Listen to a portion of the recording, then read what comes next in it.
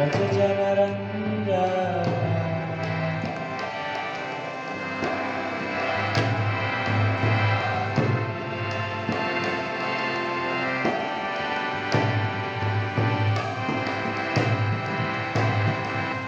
यमुना तीरावनचारी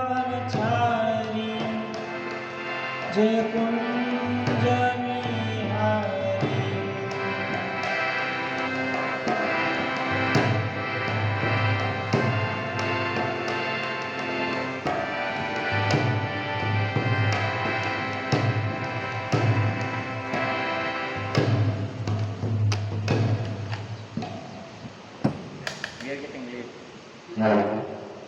जय विष्णुपाद परिवार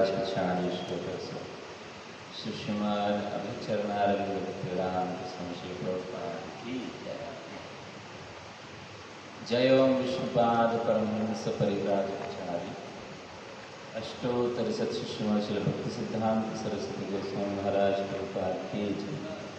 अनंत कोटि वैष्णव की जय। नामाचार्य शरदास ठाकुर की जय। प्रेम से कहो श्री कृष्ण चैतन्य प्रभु नित्यानंद श्री अद्वैत गदाधर श्रीवासदि गौर भक्तवृंद की राधा कृष्ण गोपीनाथ श्याम कुंड राधा कुंड गिरिधर की जय। मथुरा वृंदावन धाम की जय। नवदीप मायापुर धाम की जय। पुरुषोत्तम क्षेत्र जगन्नाथ पुरी धाम की जय। गंगा देवी यमुना देवी की जय। गंगा देवी तुलसी महारानी की जय। श्री श्री राधा मदन गोपाल जी की जय। श्री श्री निताय चंद्र श्री गौर सुंदर भगवान की जय। जगन्नाथ बलदेव सुभद्रा सुदर्शन की जय। इस्कॉन बहादुरगढ़ की जय। इस्कॉन बहादुरगढ़ भक्तवृंद की जय। गौर प्रेमानंदे गौर और ग्लोरिस्ट असम्बली हरे कृष्णा और ग्लोरिस्ट असम्बली हरे कृष्णा और ग्लोरिस्ट असम्बली हरे कृष्णा और ग्लोरिस्ट श्री गुरु एंड गौरंग हरे नमो विष्णुपादाय कृष्णप्रेष्ठाय भूतले श्रीमते भक्ति वेदांत स्वामी नामिने नमस्ते सारस्वती देवी गौरवाणी प्रचारिणे निर्विशेष शून्यवाणी पाश्चात्य देशतारिणे जय श्री कृष्ण चैतन्य प्रभु नित्यानंद श्री अद्वैत गदाधर श्रीवासादि गौर भक्तवृंद हरे कृष्ण कृष्ण कृष्ण हरे हरे हरे राम राम राम हरे। मुखं करोति वाचालं पङ्गुं लङ्घयते गिरिं कृपातमहं वन्दे श्रीगुरुवो दीनतारिणं परमानन्दमाधवं चैतन्य ईश्वरम्।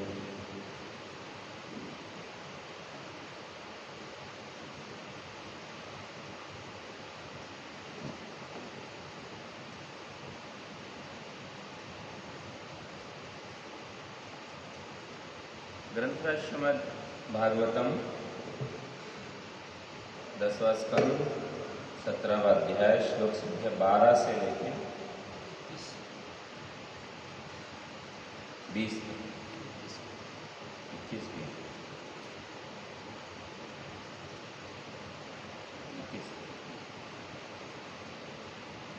20 में तात्पर्य तो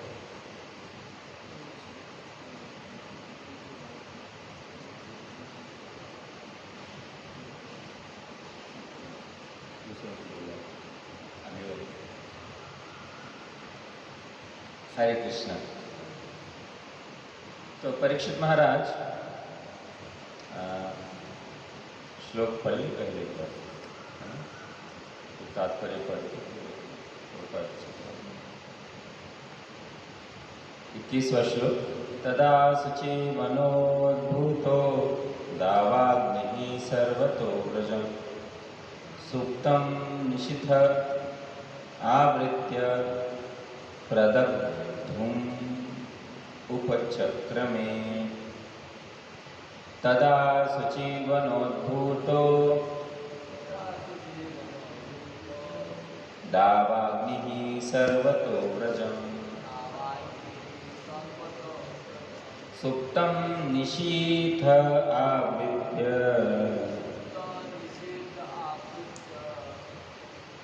प्रदग्धुम् उपचक्रमे तदा शुचिवनोद्भूतो दावाग्निः सर्वतो व्रजम् सुप्तं निशीथ आवृत्य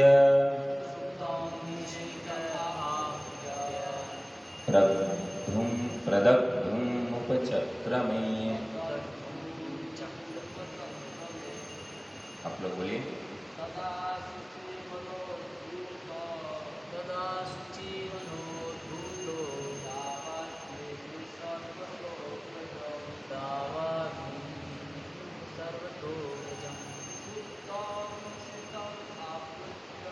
सुप्तं निशीथ आवृत्य प्रदग्धुम् चक्रमे। कोई और?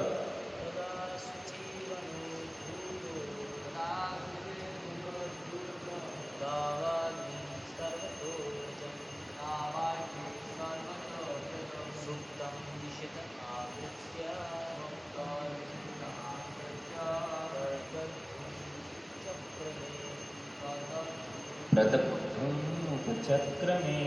कोई और?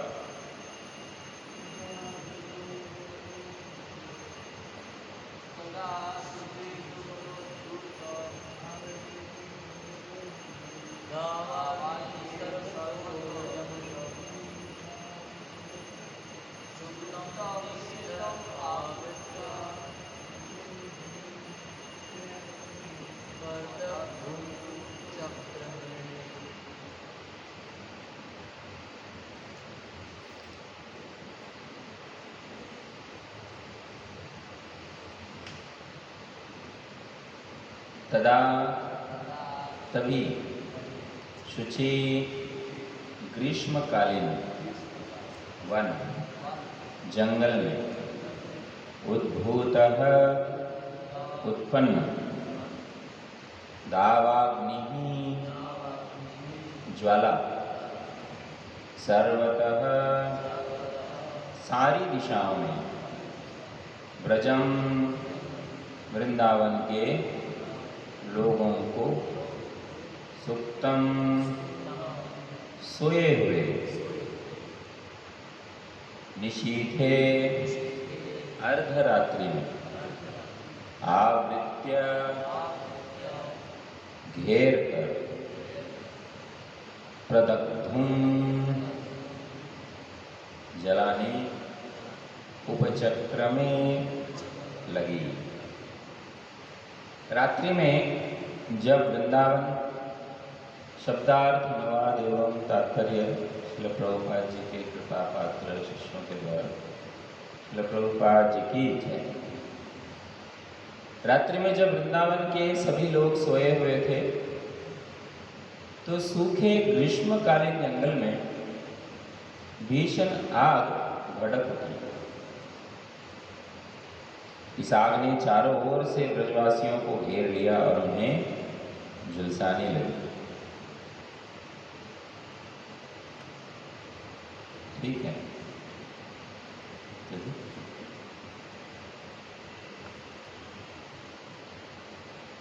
नारायणं नमस्कृत्य नरं चैव देवीं सरस्वतीं व्यासं ततो जयमुदीरये। नष्टप्रायेषु भद्रेषु नित्यं भागवत सेवया भवति तमश्लोके भक्तिर्भवति निष्ठितिः।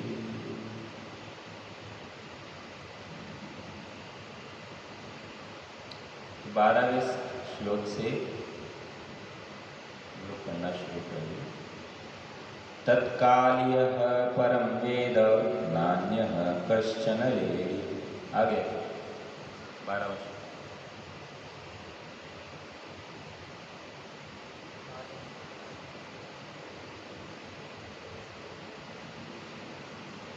तत्कालीयः परं वेद नान्यः कश्चन लेलिः आवत्सेद्गरुडाधीतः कृष्णेन च विवासितः।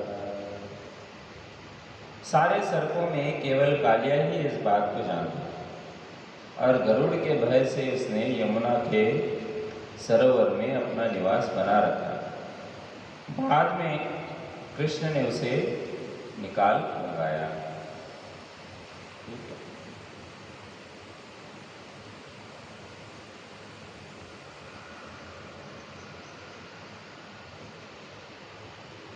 तो यहाँ पे बोला जा रहा है कि कालिया को छोड़ के तम सौरभि शापम परम केवलम कालिया। इस सौभरी का जो शाप मिला था, सौभरी मुनि ने जो श्राप दिया था गरुड़ देव को, वो कालिया के अलावा कोई नहीं जानता था। अन्य कश्चनापि लेलिह सर्प, मतलब कह रहे हैं कि कोई भी और सर्प इसके बारे में जानता नहीं।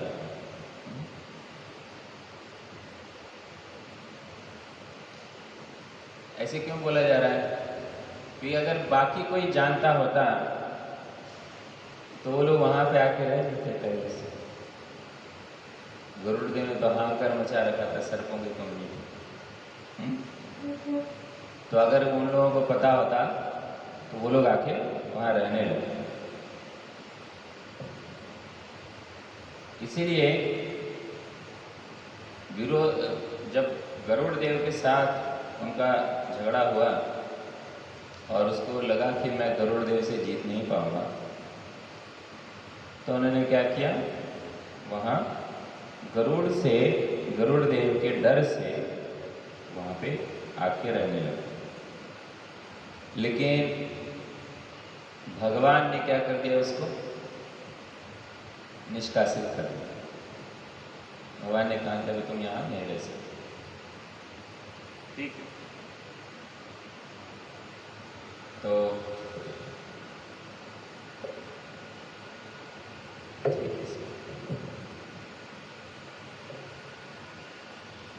आगे चलते हैं। कृष्णं रदात् विनिष्क्रान्तं दिव्यस्रग्गन्धवाससं महामणिगणाकीर्णं जाम्बूनदपरिष्कृतम् उपलभ्योत्थिताः सर्वे लब्धप्राणायासवः प्रमोदनिभृतात्मानो गोपाः प्रीत्याभिरेभिरे। बड़ा सुंदर वर्णन हो रहा है।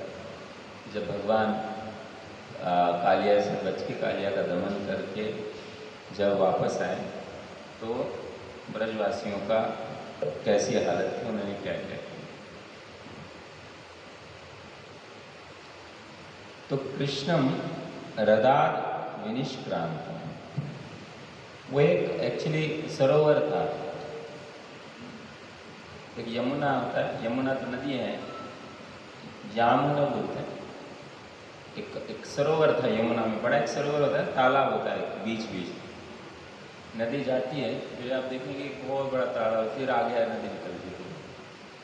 तो वैसा वो बड़ा एक तालाब सरोवर था जहाँ पे कालिया रहता था, उसे कालिया रात बोलते थे। ठीक है, तो वहाँ से वो क्या हुए, बाहर आए। तो बाहर आए तब क्या हुआ, श्याम सुंदर, कृष्णम का मतलब श्याम सुंदर, मतलब कृष्ण जो कलर सांवला वर्ण रखा है, तो पीताम्बर धारण करके सांवले वर्ण में प्रकट हुआ। ठीक है, तो कृष्णम, और कृष्ण कौन, सनातन गोस्वामी कह रहे हैं कृष्ण का मतलब है ब्रज जनों के जीवन वापस आ गए। उनका ऐसे लग रहा था जैसे जीवन चला गया, तो क्या हो गया, कृष्ण ब्रजजनों का जो जीवन है वो वापस है। ठीक है,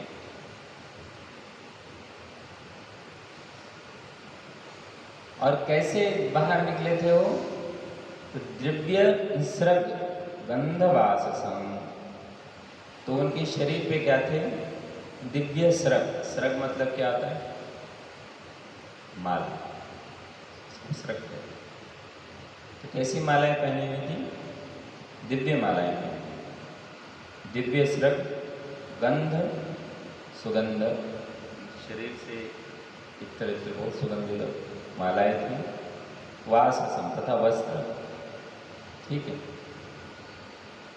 तो मेरे मन में ये प्रश्न आ रहा था कि इनके पास दिव्य वस्त्र अचानक दिव्य वस्त्रों में कैसे आया? वाह, अंदर तो गए थे नॉर्मल वस्त्रों के साथ, बाहर कैसे? तो जब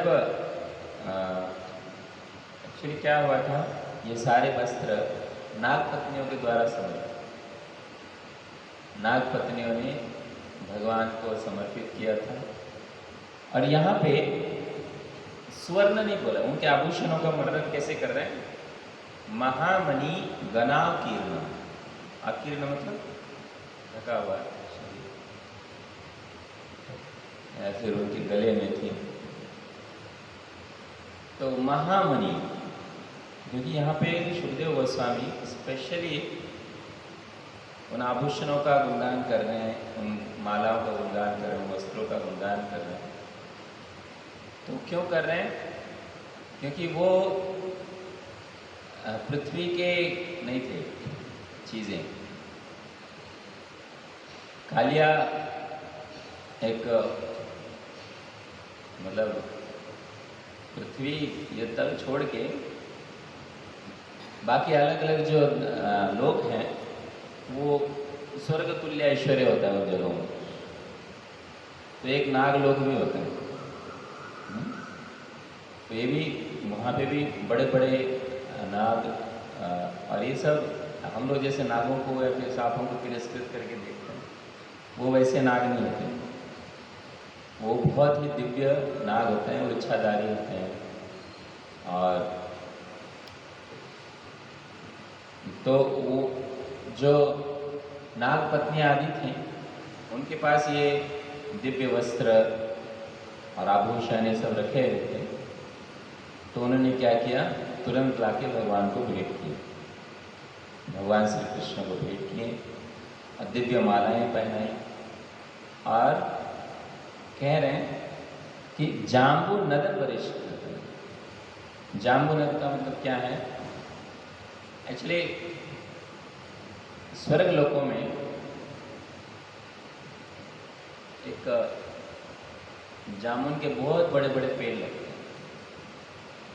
और उन पेड़ों का जब उनका पेड़ों का जो फल है, इतने बड़े फल होते हैं, जब वो फल गिरते हैं तो उनके जो रस, इतने फल गिरता है और उसके रस टपक रहा है, ऐसे टपक के नदियाँ बनती हैं। और उन नदियों का जो जल है जो बह रहा होता है, उसी से लेके लोग आभूषण बनाते हैं। वो स्वर्ण तुल्य होता है, वो दिव्य स्वर्ण होता है वो। तो इसलिए कह रहे हैं जाम्बू नद परिष्कृत। जाम्बू नद मतलब वो जामुन के पेड़ से जो बना, ये स्वर्ग के आभूषण है, ये बताना चाहते हैं, ठीक है। जाम्बू नद परिष्कृतम उपलभ्य उत्थोदिता सर्वे लभ्य प्राणनिवास। और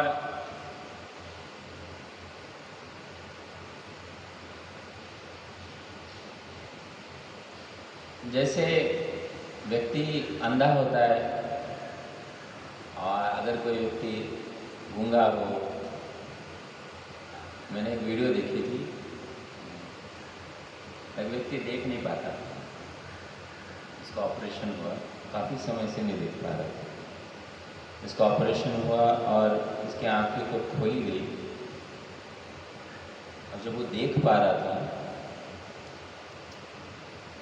जब वो देख रहा था तो उसे इतनी खुशी हो रही थी, उसे बहुत खुशी हो रही थी, मतलब उसकी खुशी का बयान नहीं कर सकता। हाँ, सो हैप्पी। और एक व्यक्ति था जो जिसे कलर्स पर पहचान नहीं आते थे, तो उसका ऑपरेशन हो उसे कलर पहचान में आने लगे, तो वो उसकी आंखों में आंसू आ गए और वो इतना खुशी जाहिर कर रहा था, मैं कलर देख पा रहा हूँ, समझ पा रहा हूँ। तो इसी प्रकार यहाँ बोल रहे हैं कि जब भगवान वापस आए तो सारे जब ब्रजवासियों को ऐसे लगा जैसे उनको उनके जैसे इंद्रियां और प्राण वापस प्राप्त हो, वैसी खुशी हो गई।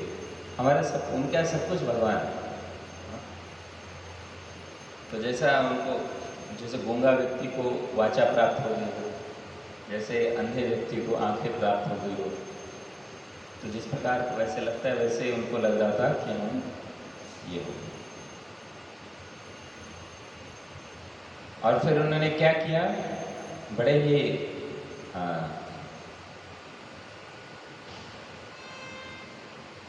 प्रमोद के साथ, खुशी के साथ, मन से, शरीर से भगवान का आलिंगन।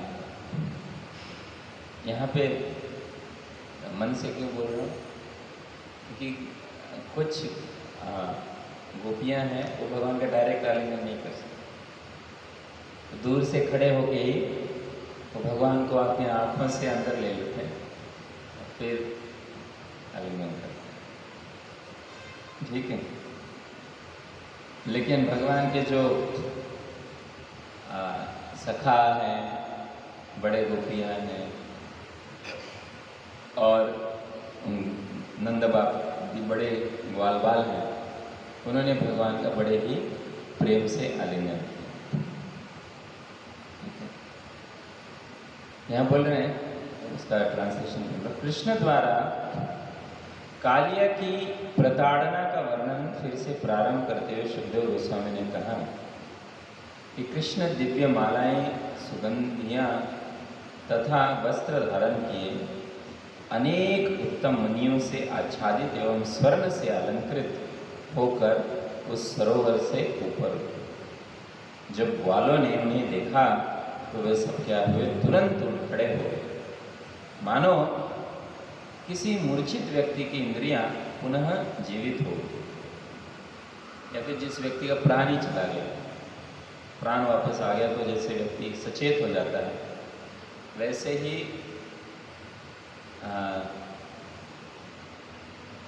ही जो सारे ग्वाल बाल और ब्रजवासी हैं भगवान को पुनः प्राप्त करके वो वैसे खुश हो रहे।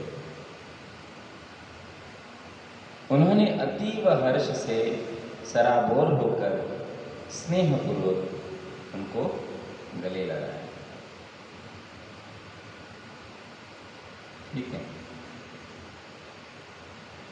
यशोदा, रोहिणी, नंदो, अब स्पेशली कुछ लोगों का नाम ले रहे हैं, प्रमुख लोगों का। यशोदा, रोहिणी, सबसे पहले किसका ले रहे हैं, यशोदा। यशोदा का दुख का कौन वर्णन कर सकता है, जब अंदर थे एक साधारण माता भी अपने पुत्र के लिए बहुत प्रेम होता है, बहुत ज़्यादा, मुझे ऐसे लगता है कि इसका कष्ट मुझे मिल जाए, ये छूट जाए। और वहाँ पे वो तो भगवान की माता है, इतना प्रेम, इसलिए यशोदा का नाम सबसे पहले ले रहे। यशोदा, रोहिणी, नंदो, गोप्यो गोपाश्च कौरव, कृष्णं समेत्य लब्धेहा आसन् शुष्कानगापि। तो यशोदा, रोहिणी, नंदन, गोप्य गोपियाँ, गोपा ग्वाले, च कौरव, हे कुरुवंशी परीक्षित, कृष्णम समेत्य मिलकर लब्ध फिर से प्राप्त करके यह चेतना आसन हो गए, शुष्का नगा अपनी। तो अपनी जीवनदायी चेतनाएं वापस पाकर यशोदा, रोहिणी, नंद तथा अन्य सारी गोपियां एवं ग्वाले कृष्ण के समीप पहुंच गए। एक गुरुवंशी ऐसे में सूखे वृक्ष भी सजीव हो गए। अभी वर्णन कर रहे हैं कि क्योंकि कालिया के विष से क्या हुआ था, वहाँ के सारे वृक्ष भी सूख गए थे। हाँ, तो भगवान की कृपा से सारे वृक्ष भी क्या हो गए, पुनः हरे भरे हो गए। तो हे कौरव, किनको कह रहे हैं कौरव? परीक्षित महाराज को कह रहे हैं, ठीक है। तो कृष्णम समेत संगत्य लब्ध चेष्टा, तो उनकी चेष्टाएं वापस आ गई, और लब्ध चेष्टा मतलब मनोरथ उनके पूरे हो गए। उनका एक ही मनोरथ था, उनके जीवन में कुछ भी नहीं था। भैया प्रभु, हमारे जितना भी पुण्य है, हमने जो भी सारे ग्वाल बाल सब यही बोल रहे होंगे मन में, प्रभु मेरे जो भी थोड़ी बहुत भक्ति से आप प्रसन्न हुए होंगे, हमने जितने भी इस जीवन में पिछले जन्मों में जितना भी पुण्य किया हो, दान दिया हो, व्रत किए हो, ये सारा पुण्य ले लो, लेकिन क्या करो, हमारे लाला हमारे कृष्ण को हमें वापस दो। हाँ? चाहे हमारे प्राण ले लो, हाँ? चाहे हमारे प्राण ले लो, चाहे हम सबके ले लो, लेकिन उनको चाहिए तो वापस दे दो। तो उनका मनोरथ पूर्ण हुआ, यही उनकी इच्छा है। कृष्णम समेत्य लब्धे आसन शुष्क नगा। यहाँ पे एक और चीज बोल रहे हैं कि नगा, नगा मतलब श्री प्रभुपाद लिख रहे हैं वृक्ष, वो क्या हुए, वो भी सूख गए थे, पूरा प्राणहीन हो गए। इनको तो प्राण वापस मिल ही गए, लेकिन साथ ही साथ पेड़ों के भी प्राण मिल गए। पेड़ भी हरे भरे हो, क्योंकि ना वृंदावन के पेड़ भी चिन्मय हैं, सचेत हैं, जानते हैं। जय श्री श्री राधा मदन गोपाल गौरताय की।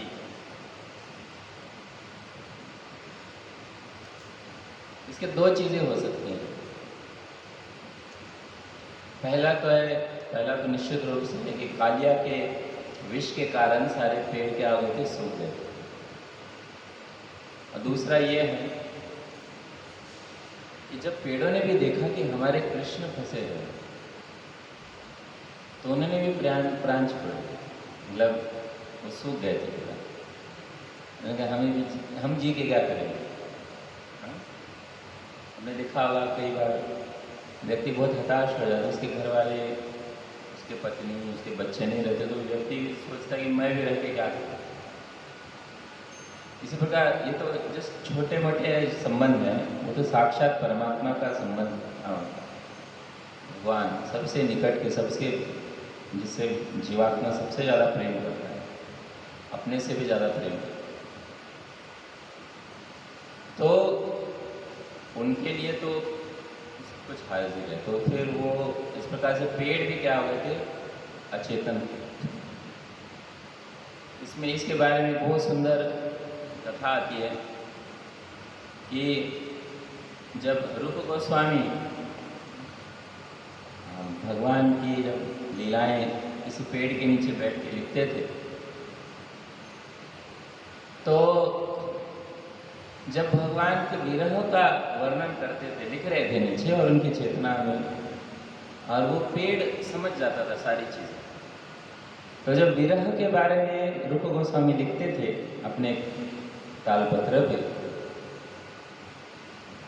तो वो पेड़ को विरह महसूस होता था भगवान से, और पेड़ पूरा सूख जाता था, अपने पत्ते वत्ते सब झाड़ देता था, पूरा सूख जाता था, दुखी हो जाता था पेड़ के ऊपर। और लेकिन थोड़ी देर बाद जब भगवान का मिलन कार्य, या फिर भगवान का जब भक्तों से मिलन होता है और वो आनंद का वर्णन करते थे रूप गोस्वामी, तो वही पेड़ क्या होता था, हरा भरा हो जाता था, उसमें बहुत सुंदर सुंदर फूल लग जाते थे, फल फूल पूरा खिल जाता था। तो ये चिन्मय है। और इसका एक और तात्पर्य यह है कि हमारा भी जीवन इस भौतिक जगत में ये भौतिक चीज़ों का भोग करने का प्रयास करते करते करते करते बड़ा नीरस हो गया, सूखा हो गया। हाँ? हम जी भी रहे होते हैं लेकिन शरीर मृत जैसा है, ये जैसे डेड बॉडीज होती है।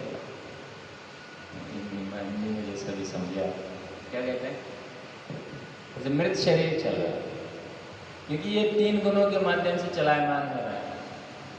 हाँ, इच्छाएं सब कुछ 3 गुणों के माध्यम से चल रहा है। वो जस्ट एक कठपुतली की तरह कार्य कर रहा है, दिन सुबह से लेकर रात, दिन भर रात में भी।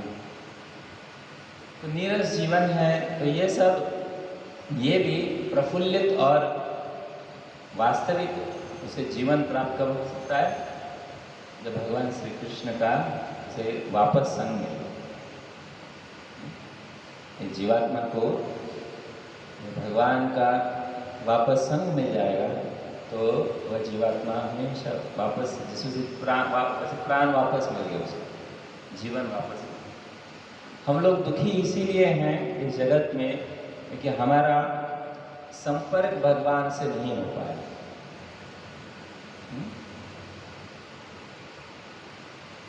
चैतन्य चरितामृत बोलता है कि कृष्ण सूर्य सम माया है। हम लोग भी अंधकार में हैं, माया में हैं। जैसे हम भगवान श्री कृष्ण से संपर्क में आएंगे तो हमें, जैसे ब्रजवासियों को जीवन प्राप्त हुआ, हाँ, उनके मृत शरीर में जैसे प्राण वापस आ गए, वैसे ही हमारा भी जीवन क्या आ जाएगा, पूर्ण आनंद में और जीवन से प्रफुल्लित खुश रहेगा। ठीक है। हमारे वास्तविक जो मनोरथ हैं, हम नते गतिम स्वार्थ नते विदुर स्वार्थ गतिम ही विष्णु। वास्तविकता में एक जीव ये नहीं जानता है कि उसका रियल स्वार्थ क्या है, भगवान विष्णु। नते विदुर स्वार्थ गतिम ही विष्णु दुराशया है बहिरर्थ। ये बहिरर्थ, इस माया के जगत की चीज़ों को ही वो क्या मानता है, उसी से सुख प्राप्त होगा, उसी के पीछे भाग रहा है। अंधार्थान्धैर्भगीयमाना तेपी स्वतंत्र वृद्धाम। और दूसरे अंधे लोग बता रहे होते हैं कि यू कैन डू इट, हो जाएगा, करते रहो, मेहनत करो, किसी से खुशी नहीं।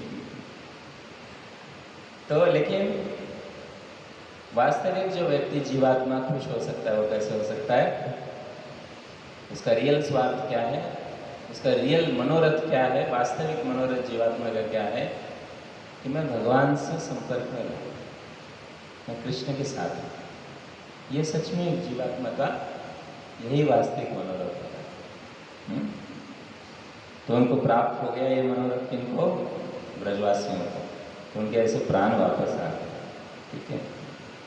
तो यशोदा, रोहिणी, नंद, गोपियाँ और गोपाल, बड़े गोपाल सारे, उन्होंने भगवान का आलिंगन किया और सारे वृक्ष भी पुनः जीवित हो गए, जो कालिया के विष से ही हो गए। ठीक है। देखिए भगवान श्री कृष्ण कितने, भगवान, उनको ज़्यादा कुछ करने की ज़रूरत नहीं पड़ी। कालिया का विष इतना जहरीला था कि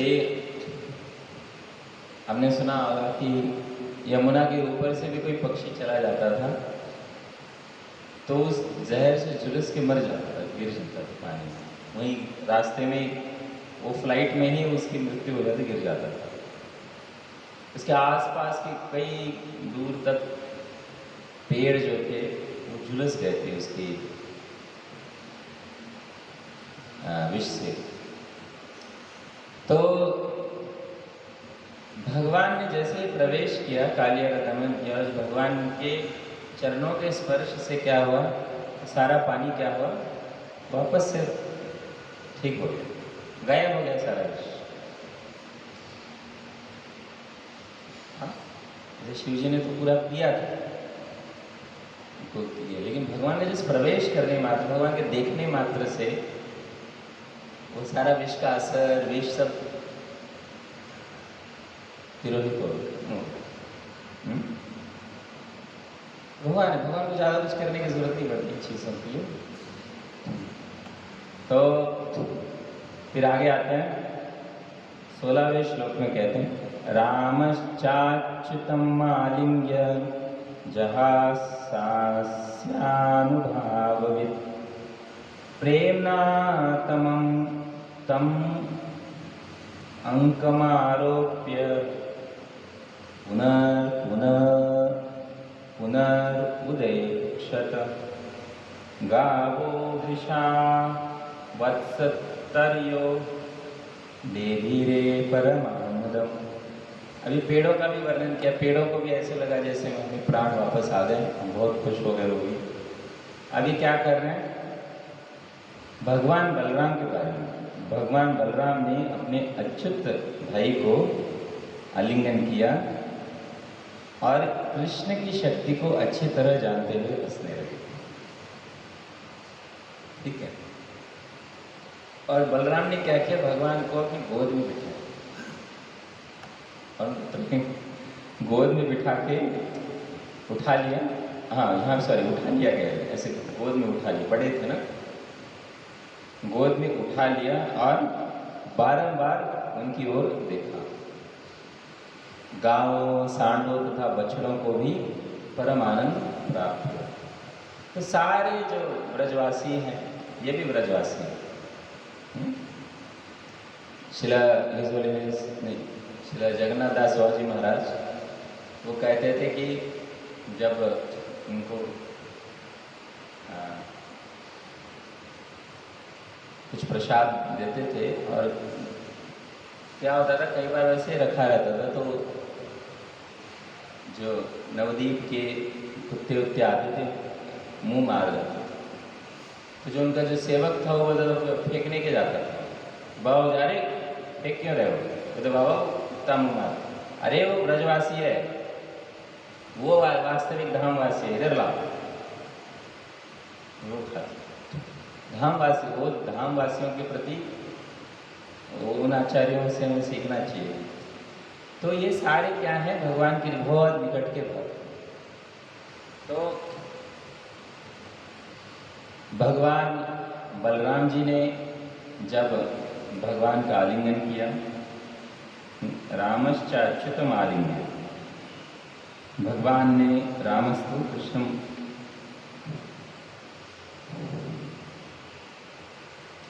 का आलिंगन किया। बाकी लोग तो भगवान का धन्यवाद कर रहे थे, हे थैंक गॉड भगवान, और भगवान की नजर उतार रहे थे। लेकिन बलराम तो हंस रहे थे। क्यों हंस रहे थे? यहाँ बोल रहे हैं क्योंकि बलराम जानते थे कि भगवान का कितना प्रभाव, भगवान की शक्तियाँ कितनी महान। रामश्च अच्युतम आलिंग्य जहास आस्य अनुभाव, भगवान की कितनी शक्तियाँ हैं, भगवान की शक्ति को अच्छी तरह जानने से हंसने लगे, जानते हुए हंसने लगे। और फिर अत्यधिक प्रेम भाव के कारण बलराम ने प्रेमना तम अंकम आरोप्य, इसके दोनों हो सकते हैं, अंकम आरोप्य, अंक मतलब गोद होता है, आरोप्य मतलब बिठाना हो सकता है। एक इसका वर्णन ये भी है कि आप अपने ऊपर उठा लिया, फिर अपने गोद में बिठा लिया। पुनः उदयक्षत, और बार बार उनकी तरफ निहारने लगे भगवान को। ठीक है।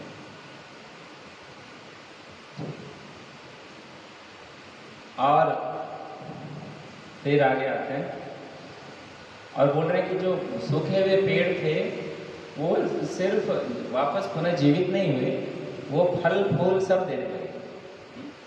आसपास लगा ही नहीं कि कालिया का कुछ प्रभाव था, गायब हो। वैसे ही किसी व्यक्ति के जीवन में जब भगवान का प्रवेश हो जाता है तो जितना भी दुख होगा उसने जीवन में, वो कब क्षणभंगुर गायब हो जाता है पता ही नहीं चलता, गायब हो जाता। इसका वर्णन आता है तो कि जब गोपियाँ थी वो ब्रह्मा जी के रात जितना भगवान के साथ उन्होंने रास लीला की, तो उस समय पे वो लोग बहुत बीच बीच में थक जाते थे। तो भगवान क्या करते थे, जैसे अपना जो हाथ है उनके सिर पर रखते थे, शरीर पर ऐसा लगाते थे, उनकी सारी थकावट गायब हो जाती। और भगवान का दर्शन प्राप्त करके भी सारी थकावट गायब हो जाती। तो पेड़ों ने भी क्या हुआ, वो खुश हुए, उन्होंने पूरा ये दे दी। और फिर साथ ही साथ क्या हुआ, गायें, सांड और बछियां को भी परम आनंद प्राप्त हुआ। ये लोग रोज भगवान से, गायें बहुत ये होती हैं, दे आर वेरी अफेक्शनेट, बहुत याद रखती हैं। आप गायों की सेवा करेंगे ना, वो तुरंत आपका याद रखेगी इसने सेवा की। हाँ, गायों में बहुत इमोशंस होते हैं, गायों में मतलब गोवंश में तो ऐसे प्राणियों में भी। तो भगवान की गायें ये भी भागे भागे आई थी, क्योंकि उनकी पता चल जाता है उनकी प्रेम, भगवान से बहुत प्रेम करते थे, तो भागे भागे आए थे, कुछ तो हुआ है। तो नदी के तट पे सब भागे हुए आए, उनको आनंद प्राप्त हुआ। नंदम विप्राह समागत्य गुरवः सकलत्रकाः ऊचुस्ते कालिय ग्रस्तो दृष्टिया मुक्तस्त्वात्मज। सारे के सारे गुरुजन ब्राह्मण अपना पत्नियों सहित नंद महाराज को बधाई देने आए। उन्होंने उनसे कहा कि तुम्हारा पुत्र कालिया के चंगुल में था। अब देखो, कोई भी भगवान को भगवान नहीं मानता। मैंने कहा इसलिए यहाँ पे ना स्पेसिफिकली बलराम जी के बारे में सुखदेव गोस्वामी कह रहे हैं कि बलराम जी हंसने लगे। क्यों? क्योंकि भगवान बलराम जी उनकी शक्ति के बारे में जानते थे, उन्होंने सिर्फ अपना प्रेम जताया। लेकिन बाकी लोग क्या बोलते हैं, देखो बाकी लोग कहते हैं, वो कह रहे हैं ब्राह्मण लोग कि तुम्हारा पुत्र कालिया के चंगुल में था, किंतु देव कृपा से अब वो छूट गया। हाँ? अब कौन से देवता की कृपा से? भगवान। इनको कह रहे हैं कि देव कृपा से आपका बच्चा छूट गया। ठीक है, तो देहि दानम द्विजाति नाम, तो क्या करना चाहिए? तो कह रहे दान दो। किनको देना है? ब्राह्मणों को दान दो। ये खुशी जाहिर कर दी। तो क्या होता है एक्चुअली,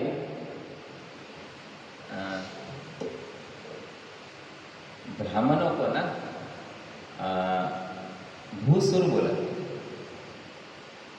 पृथ्वी पे जो चलते फिरते सुर है, क्योंकि ब्राह्मणों के माध्यम से हमारा क्या होता है, देवताओं से कनेक्शन होता है। ब्राह्मण वेद पाठ और मंत्र पाठ ये सब जानते हैं, और उनका कनेक्शन देवताओं से होता है, और हमारे कनेक्शन उनके माध्यम से देवताओं से।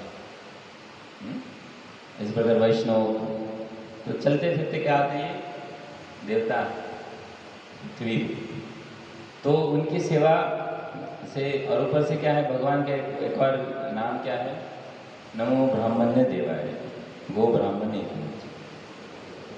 तो भगवान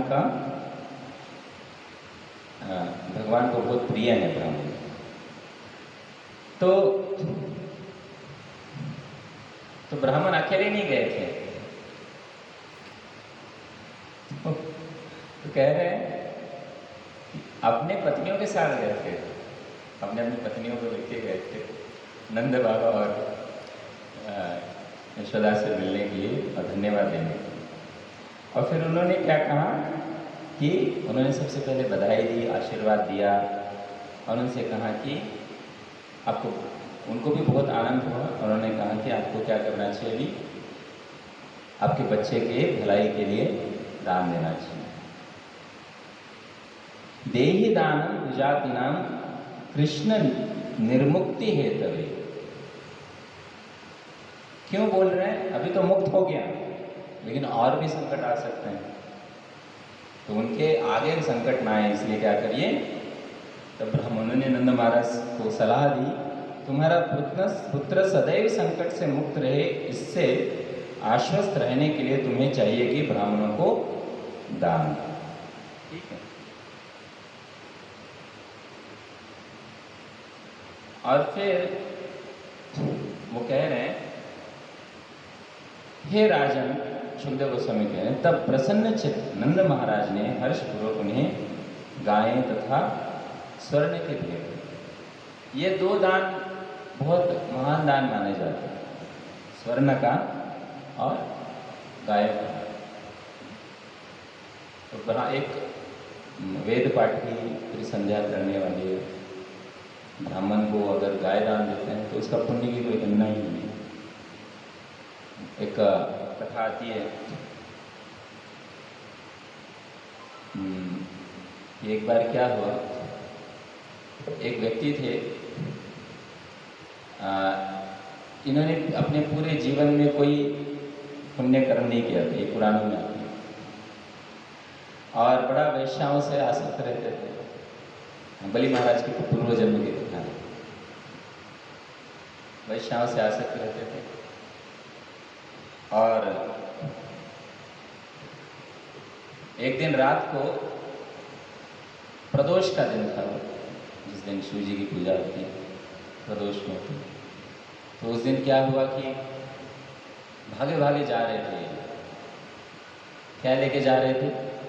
इत्र था, सुगंधित इत्र, फूल थे, मालाएं थी, वस्त्र थे, बहुत सारी चीजें थी, तो पान मीठा सब कुछ था। तो कहाँ जा रहे थे? शिव जी के मंदिर नहीं जा रहे थे, वैशाली जा रहे थे। तो जाते जाते क्या हुआ, उनका कर्म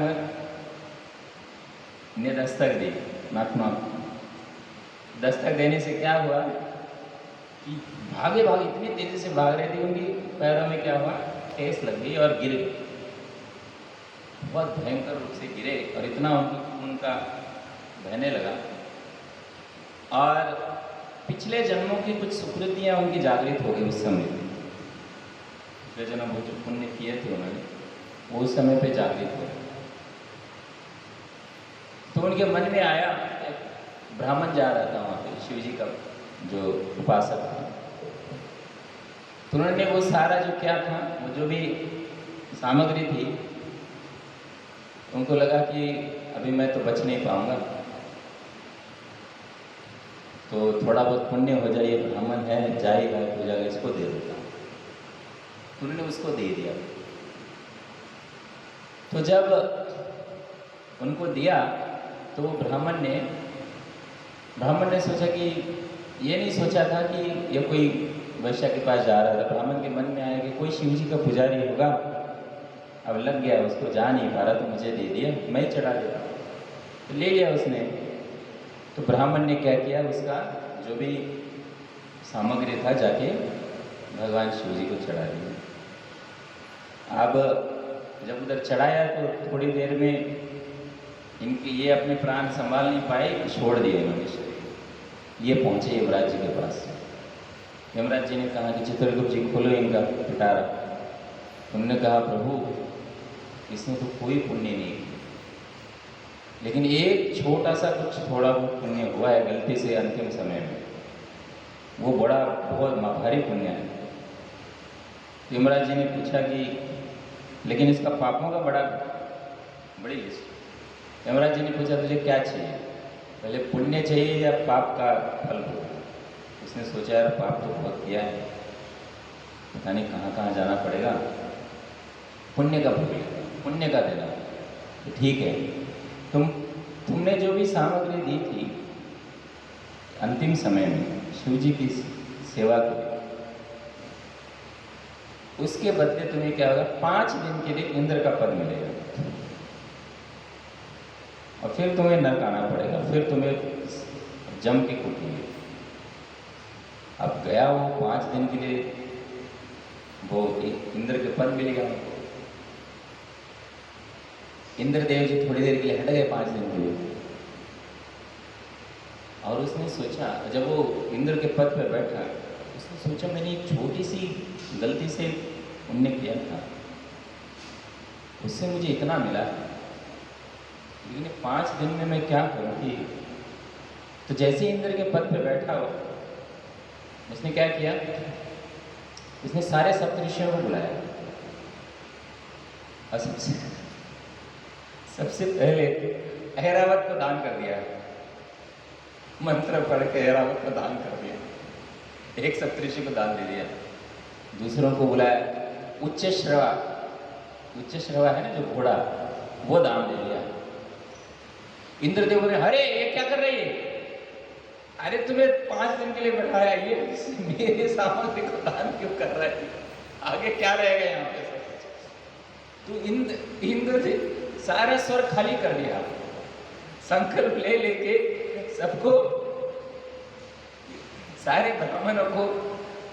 और आप इमेजिन करिए, सप्तऋषि हैं, इतने उच्च कोटि ब्राह्मणों को दान देने से क्या फल मिलेगा, कोई गिनती ही नहीं उसकी। तो सब कुछ दे दिया, स्वर्ग लुटा दिया पूरा, और इंद्र वहां पे माथा पकड़े और बैठे हुए हैं। अभी 5 दिन हो गए, क्योंकि मंत्र पढ़ के और संकल्प लेके दान करते करते और इंद्र की सामग्री बहुत है, बहुत बड़ा कोश है। किसी को कामधेनु दे दिए, कामधेनु गाय वशिष्ठ को दे दी, फिर और पारिजात दे दिया, ऐसे ऐसे दान देते गए। तो क्या हुआ कि इंद्रदेव बड़े परेशान हो रहे थे उधर। 5 दिन जैसे ही खत्म होने दे बच्चा, तो सिर्फ 5 बचा है, 5 दिन जैसे ही खत्म होने वाले थे और मरने का समय, वापस जाने का समय आ गया, तो क्या हुआ कि वहाँ पे यमराज जी प्रकट हो गए।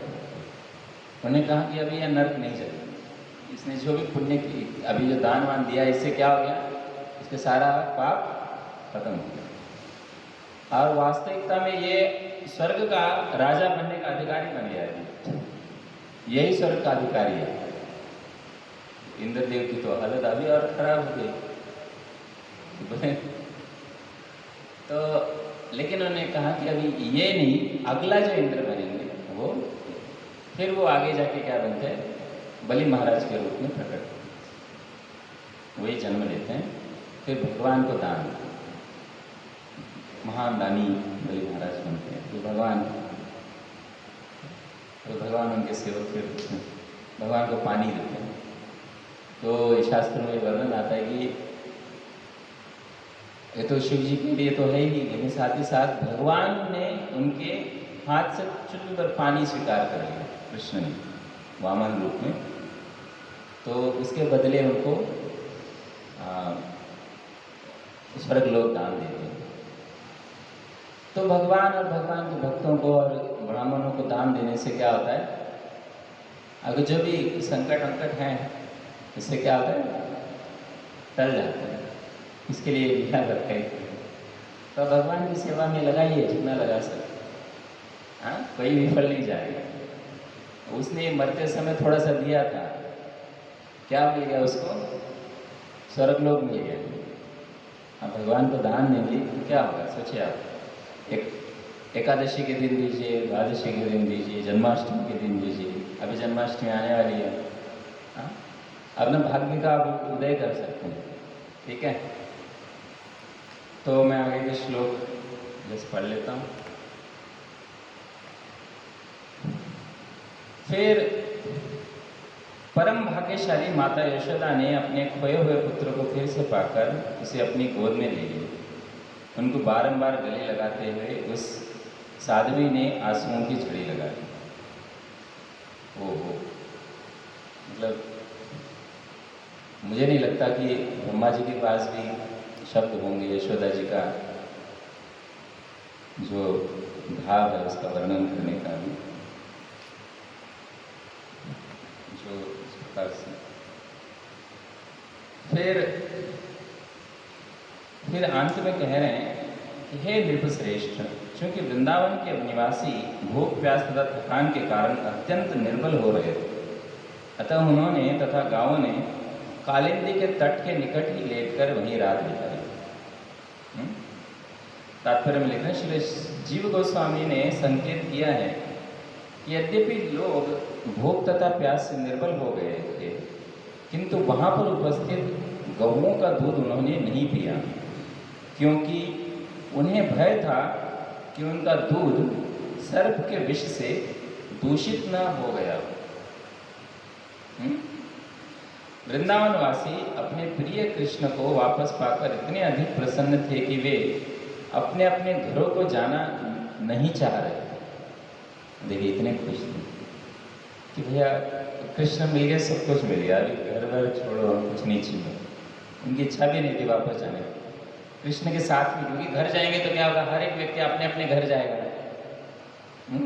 नंद बाबा और यशोदा के साथ में कृष्ण चले जाएंगे, है ना, और वो भी अपने अपने कामों में लग जाएंगे। वो लोग चाहते थे कि नहीं, अभी हम लोग कृष्ण के साथ में, हाँ, तो वे कृष्ण के साथ यमुना तट पर ही ठहरना चाहते थे, जिससे वे उन्हें लगातार देख सकें। इसलिए उन्होंने नदी के तट के निकट विश्राम करने का निश्चय किया। और आज का जो श्लोक में है उसमें कहते हैं, श्रील सनातन गोस्वामी रात्रि में जब वृंदावन के सभी लोग सोए हुए थे तो सूखे ग्रीष्मकालीन जंगल में भीषण आग भड़क उठी। इस आग ने चारों ओर से ब्रजवासियों को घेर लिया, उन्हें झुलसाने लगे। श्रील सनातन गोस्वामी तथा श्रील विश्वनाथ चक्रवर्ती ठाकुर ने टीका की है कि कदाचित कालिया के किसी विश्वसनीय मित्र ने अपने मित्र का बदला लेने के लिए दावाग्नि का रूप धारण कर लिया था, या फिर कंस ने किसी अनुयायी असुर ने वह आग लगाई। तो देखिए, हमें ये नहीं सोचना चाहिए कि हम लोग भक्ति कर रहे हैं या फिर भगवान की सेवा कर रहे हैं तो हमारे जीवन में संकट नहीं है।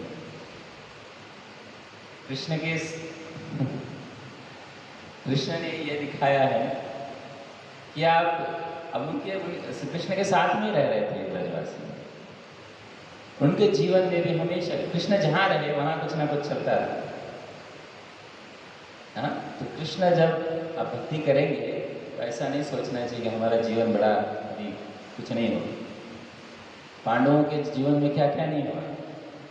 हाँ, अरे वो धर्मराज थे, साक्षात धर्म के पुत्र थे, इंद्र के पुत्र, देवताओं के पुत्र, हाँ? और लक्ष्मी का अंश थे द्रौपदी, उनको भी इतना कुछ भोगना पड़ा। कृष्ण के अनन्य भक्त थे, सारे ऋषि मुनि देवी देवतागण उनसे मिलने आते थे, लेकिन उनको भी इतना कुछ भोगना पड़ा।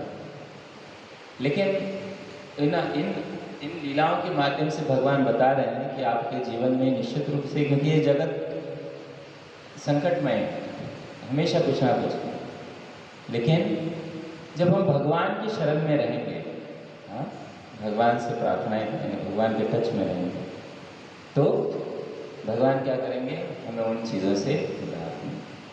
लीलाएं ऐसी नहीं कि सिर्फ ब्रजवासियों के साथ हो रही, भगवान आज भी लीलाएं करते हैं।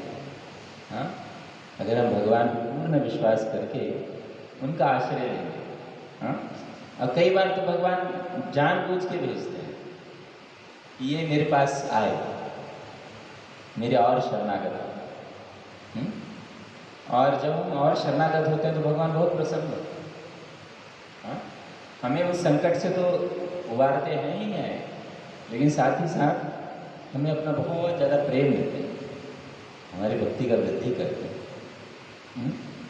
तो जीवन में निश्चित रूप से संकट आएंगे ही नहीं। हमें क्या करना है, जितना ज़्यादा संकट आ रहा है, जितना ज़्यादा कष्ट आ रहा है, उतना ज़्यादा हमारी शरणागति बढ़ाना, उतना ज़्यादा भगवान से प्रार्थनाएं करनी।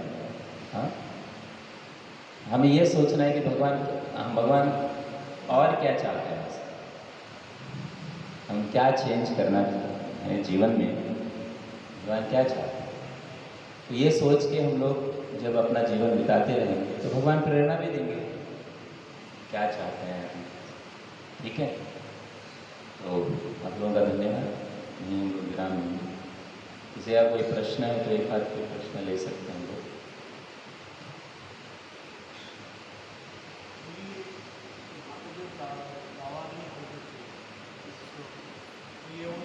अग्नि देवते वाली है क्या अलग? हाँ, एक अग्नि देवते वाली जो गाँव की विधि वो वाली लीला है क्या ये अलग? अभी नहीं देखते वो, पता नहीं इसका नाम तो दिया नहीं है यहाँ पे। नहीं मतलब एक लीला वो भी होती ना जो अग्नि देवते था जो जिसने आग लगाई थी और फिर भगवान ने वो अग्नि को पूरा पी लिया, वो लीला और ये वाली वो सेम है या अलग अलग? वहाँ पे सिर्फ ग्वाल बाल थे ना, यहाँ पे सब लोग दो बार पिए भगवान ने अग्नि। भगवान ने 2 बार अग्नि पिए। यहाँ पे भी आता है और पहले भी आया है। एक बार ग्वाल बालों के साथ भी होता है ये, यहाँ पे मुझे याद, अगर मैं गलत हूँ तो करेक्ट करना मुझे।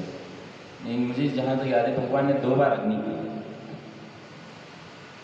यहाँ पे तो क्लियरली बोल रहे हैं कि श्री विश्वनाथ चक्रवर्ती ठाकुर और सनातन गोस्वामी ये बोल रहे हैं कि ये दोनों में से एक है। क्या है कि पहला तो कालिया का ये कोई मित्र है तो बदला लेने के लिए। हाँ, ये उसे तो पता नहीं कि कालिया भी भक्त बन गया है, वो तो खुश था, दुखी नहीं था वो। लेकिन उसे लग रहा था कि कालिया को इसने क्या किया, इसने भगा दिया है मार के, तो उसे लग रहा था कि मैं बदला लूँगा मेरे। और दूसरा कह रहे हैं कि हो सकता है दूसरा कि कंस ने अपने किसी अनुयायी को भेजा हो, जो ये लोग जब सो रहे हैं तो सब जगह आग लगा दी। इसलिए दावाग्नि से बच पाना ना बहुत मुश्किल, लगभग असंभव। दावाग्नि में सांप का पूरा जल के राख हो जाता है, पूरा जंगल जल जाता है। और ऐसे हवा से पकड़ता है, हवा से एक पेड़ से दूसरे पेड़ जाता है और रुकती नहीं है अग्नि। एक्चुअली अग्नि भक्षण कर देती है उसमें, जो भी रास्ते में आता है उसे खा जाती है।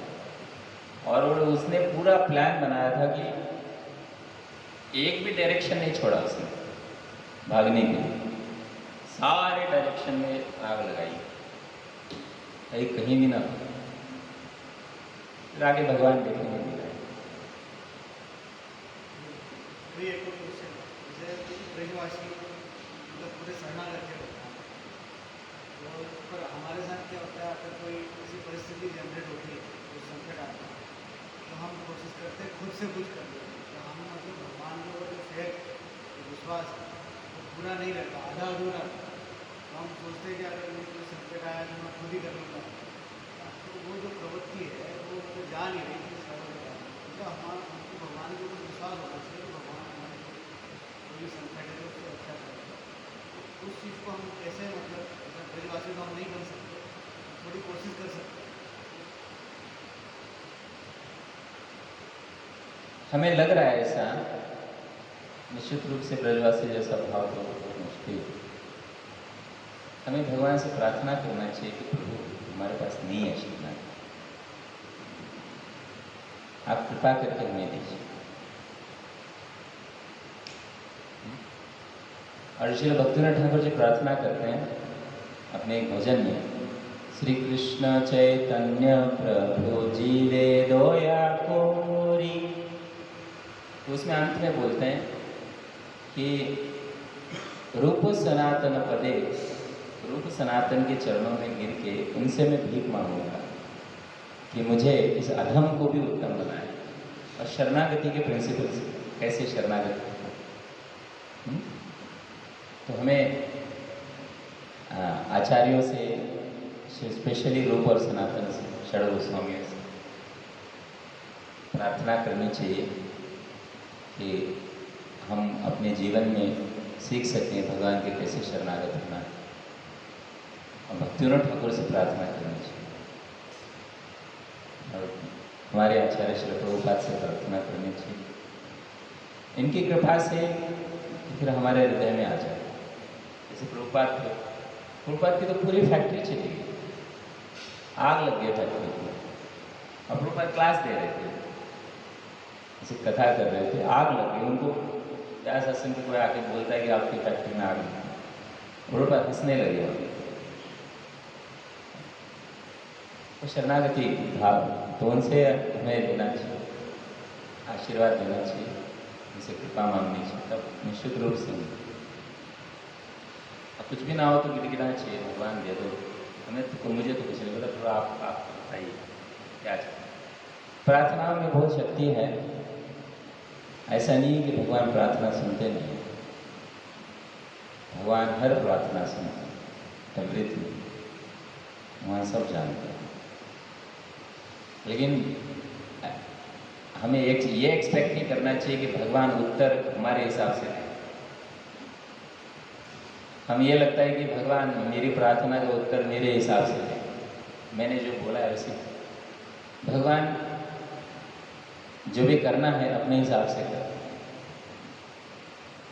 जैसे महाभारत का युद्ध था, युधिष्ठिर महाराज भी बहुत दुखी हो जाते हैं। हम महाभारत पढ़ेंगे तो अलग अलग ऋषि मुनि से पूछते, मैंने ऐसा क्या पाप किया मुझे भोगना पड़ेगा, क्या इसका उपाय क्या है? फिर हमें भी जाना चाहिए किसी वरिष्ठ भक्त के पास, उनसे जाकर पूछना चाहिए, भगवान से प्रार्थना ही करनी चाहिए। भगवान चाहते तो वो वहीं खत्म कर देते, युधिष्ठिर महाराज को द्रुत कीड़ा होने नहीं देते, वहीं मार देते। द्रौपदी के लिए वस्त्र देने के लिए क्यों आना पड़ा, वहीं लगा देते, सारे कौरव वहीं खत्म हो जाते। भगवान वस्त्र देने क्यों आते? इतना बड़ा युद्ध कराया, भगवान एक झटके में मार देते। भगवान ने जितना जरासंध की सेना मारी है ना, उतनी महाभारत में नहीं मरी है। जरासंध की सेना भगवान एक झटके में मार देते थे, अकेले ही मारते थे। इतना कुछ तामझाम करने की क्या जरूरत है? तो भगवान अपने हिसाब से करते हैं, प्रार्थना करते रहना चाहिए। लेकिन ये हमेशा हमें याद रखना चाहिए कि भगवान का जो भी उत्तर होगा हमारे हिसाब से नहीं आएगा, वो भगवान के हिसाब से आएगा। ठीक है, और विश्वास रखना चाहिए। Thank you. हरे कृष्ण। श्रील प्रभुपाद की जय। श्री राधा मदन गोपाल गौरनिताय की जय। कालिया दमन लीला समाप्त हुई, कालिया दमन लीला की जय। अभी दावाग्नि पान की लीला शुरू हो रही, दावाग्नि पान लीला की जय। गौर प्रमानंदे। श्रील प्रभुपाद की जय। हरे कृष्णा कृष्णा कृष्णा हरे हरे, हरे राम राम राम हरे।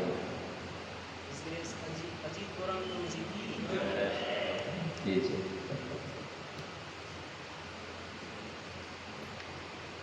हरे कृष्ण।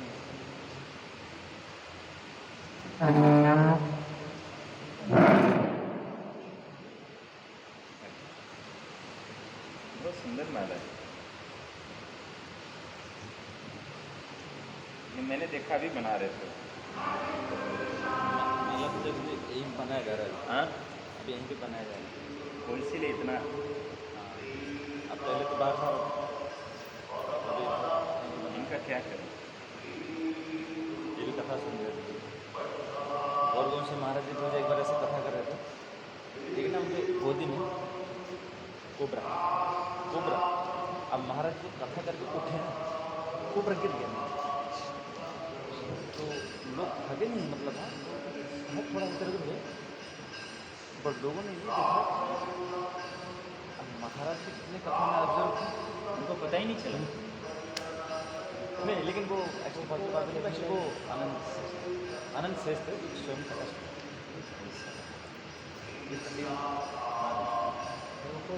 और उसके बाद ना लोग तुरंत देखे, वो मिले नहीं। ऐसा नहीं कि बहुत समय हो गया कि खुला जगह था, ऐसा नहीं कि कहीं छुप गया था। जैसे लोग थोड़ा प्रयास से देखने लगे, आनंद श्रेष्ठ भगवान बहुत सुंदर है। वो इसे बहुत सारी लीला होंगी महाराज। महाराज जैसे आनंद ले कुछ ही पता है अभी तो सुनिए। बाप रे बाप, ओहो, ये सुन के ही मेरे हाथ तो मेरा कहने का मतलब ये भी सुनना है। हो सकता है, बनना सकता है। इसको भी निश्चित रूप से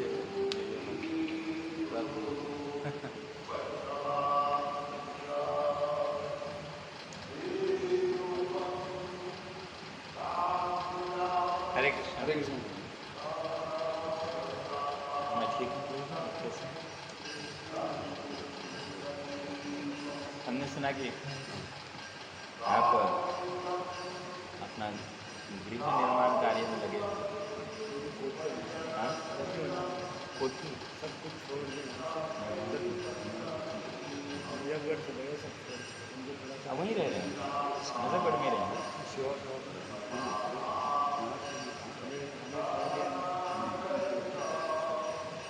नहीं उत्तर घुमा रहे हैं आप, मैं प्रश्न आपने कहा वहीं रह रहे हैं। अभी वही रहेंगे, घर वहाँ शिफ्ट हैं। सब सेवा करने लगे 2-3 दिन की करने मतलब यहाँ का घर आप छोड़ रहे हैं और उधर जा रहे हैं, ये पूछ कर यहाँ पे जैसे ही कंप्लीट हो जाएगा शिफ्ट हो जाएंगे। बच्चे वहाँ रहेंगे वो वहीं रहेंगे। नहीं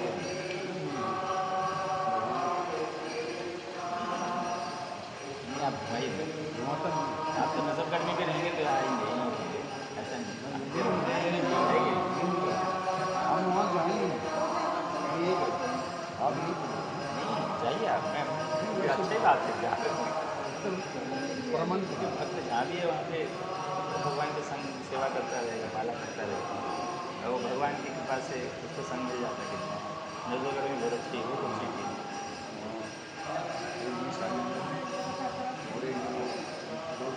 हाँ हर हफ्ते हमारे द्वारा हाँ सचिपति राम नित्यानंद राम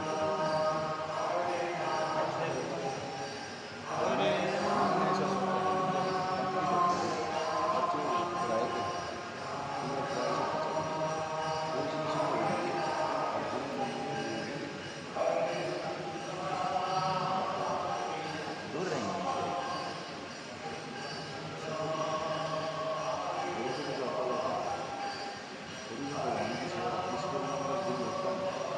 नहीं, ठीक है अच्छी बात है।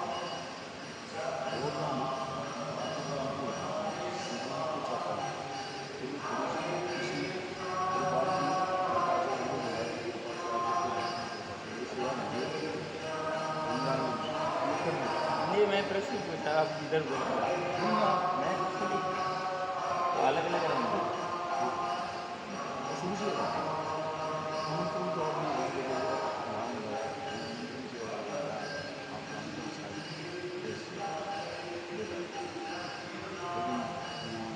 हाँ मैं जानता हूँ।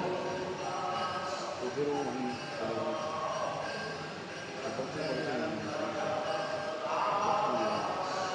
हैं इसलिए है कि आप वहाँ रहें, आपका संग मिलेगा, यही भक्ति में लगेगा। लेकिन अच्छा है। किसी एक महीने से कोई नहीं लेकिन मेरा जो बेटा है मेरा जो उसमें इतनी भक्ति है हरी भक्ति शुरू से ये भी भगवान की कृपा है। नहीं हम लोग किसी को ला नहीं सकते, लेकिन हम लोग ना सुकृतियाँ दे सकते हैं। हमारा जो मूवमेंट है ना, हमारा मूवमेंट भगवान प्रभुपाद में ऐसा ये साइंस है तो कोई इसमें क्या होता है कि किसी भी जीव को भक्ति में लाना है ना, सुकृतियाँ देते रहो, प्रसाद, दर्शन, आरती, कथा देते रहो देते रहो देते रहो देते रहो देते रहो, फिर उसका पुण्य जागृत होने लगता है। तो वो सुकृतियों की वजह से मिलता है। पिछले जन्म में कम होंगी तो फिर अभी नहीं पकड़ेगा, अगर कम है तो फिर हमें देना चाहिए। देते रहो। कहाँ हो मैं भी PhD कर रहा हूँ कौन सा सब्जेक्ट IIT मंडी में। ये होगा हिमाचल हाँ कौन सा सब्जेक्ट ये IKS में, इंडियन नॉलेज सिस्टम में। इंडियन नॉलेज मतलब अपना स्पिरिचुअल आप इधर कर दो हिमाचल। हाँ मंडी में। मेरे को लग रहा है आप उधर चले मतलब महाराष्ट्र वाले एक बार गए थे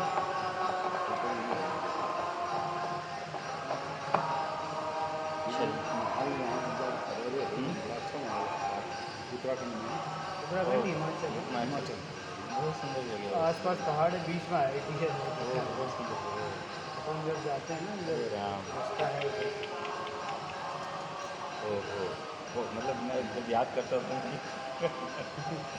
तो कभी वो मैंने इतनी सुंदर जगह नहीं देखी जीवन में। बीच में आते रहे। हाँ हाँ। वो जब मैं मतलब मैं जिस रूम में सोता हूँ ना, बेड से जैसे ही होता है, मैं सेकेंड फ्लोर पे हूँ, तो मैं जैसे ही हमारी बेड से उठा हूँ, खिड़की है बाजू, तो जैसे खिड़की से वो सामने